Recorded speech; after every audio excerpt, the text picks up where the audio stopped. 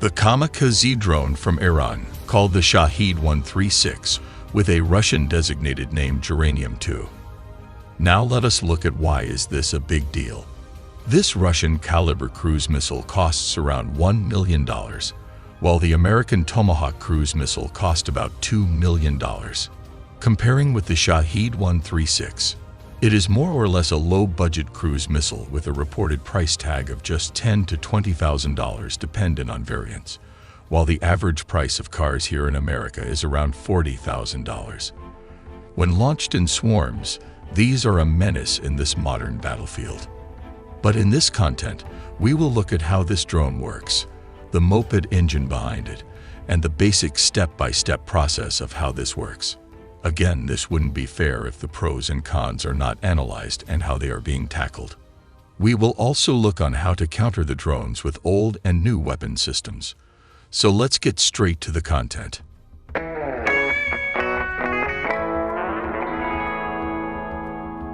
This is the Iranian Shahid 136, a modern single-use loitering munition, or some might call it the kamikaze, or suicide drones.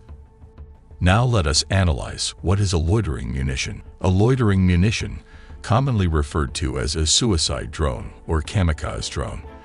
Loitering munitions are cheap, rapid response time against hidden or covered targets that appear for short periods of time, without positioning high-value drones close to the target area. It has its advantage and disadvantages, which would be clarified throughout our content. Now let us look at the specification. The drone has a reported length of 3.56 meter with a wingspan of 2.59 meter. The drone has a delta wing configuration. Let's compare this to a person to understand its size. As you can see, this is pretty huge for a loitering or suicide drone. The Al-Shahid weighs around 220 kilograms, while its warhead could weight ranging from 5 to 35 kilograms. It all depends on the mission. All that weight is amazingly being powered by a Moto MD550. A 50 horsepower civilian engine, which makes it pretty slow. This is a small moped engine or scooter engine sourced from China at a cheap price. Let us look at how it sounds like.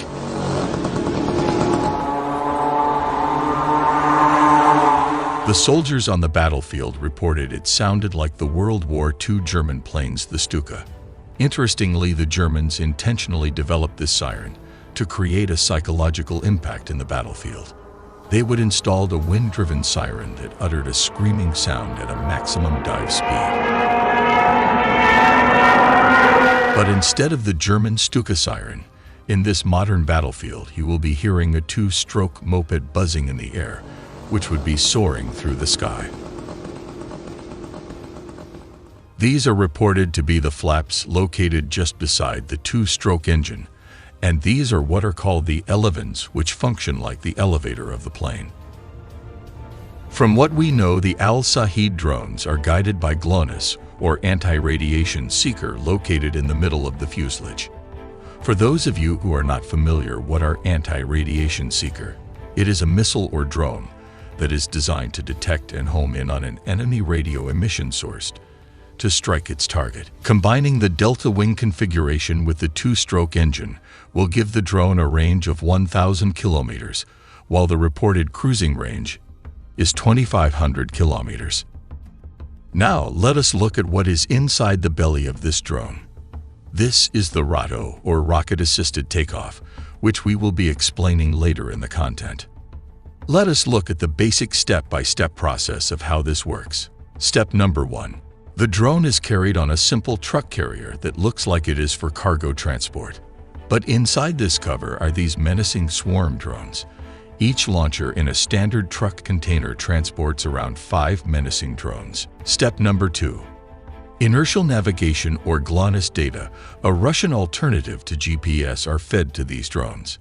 Points to be noted: they are using a civilian inertial navigation system, but could be upgraded in the future. Step number 3.